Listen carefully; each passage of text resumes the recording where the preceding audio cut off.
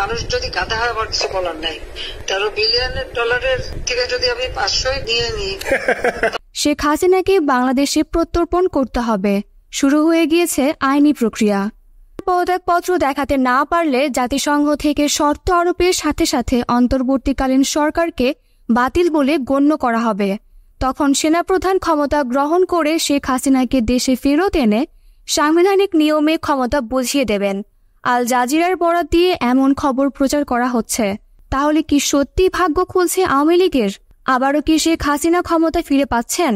ছাত্র জনতার অভ্যুত্থানে পতন ঘটে আওয়ামী লীগ সরকারের। বলছেন তিনি পদত্যাগ করেননি। আমি তো পদত্যাগ করি নাই।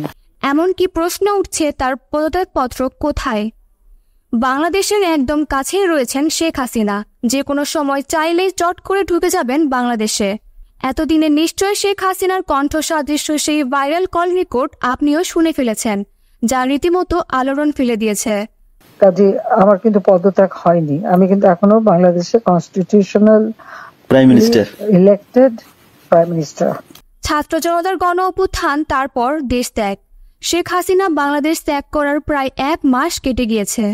1 জুলাই থেকে 5 আগস্ট পর্যন্ত বাংলাদেশে হত্যা, অপহরণ, গুম করার অভিযোগে শেখ হাসিনার বিরুদ্ধে যথেষ্ট মামলা দায়ের হয়েছে, যেখানে 12 সেপ্টেম্বর পর্যন্ত শেখ হাসিনার বিরুদ্ধে মামলার সংখ্যা 168টি, যার মধ্যে শুধুমাত্র হত্যা মামলার সংখ্যাই 147টি। শুধুমাত্র গ্রেফতারি পরোয়ানা জারি করলে শেখ হাসিনাকে ভারত থেকে বাংলাদেশে নিয়ে যাওয়া যাবে এমনটাও ঠিক নয়। ভারতের সঙ্গে বাংলাদেশের সেই 2013 সাল থেকে বন্দি বিনিময় চুক্তি রয়েছে। এই চুক্তির আওতায় 2 দেশই বেশ কয়েকজন বন্দীকে এর আগে প্রত্যর্পণ করেছে।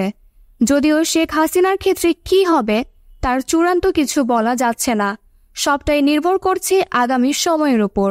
এই ছিল আমাদের কাছে সর্বশেষ তথ্য। পরবর্তী তথ্য জানতে আমাদের সাথেই থাকুন। ধন্যবাদ।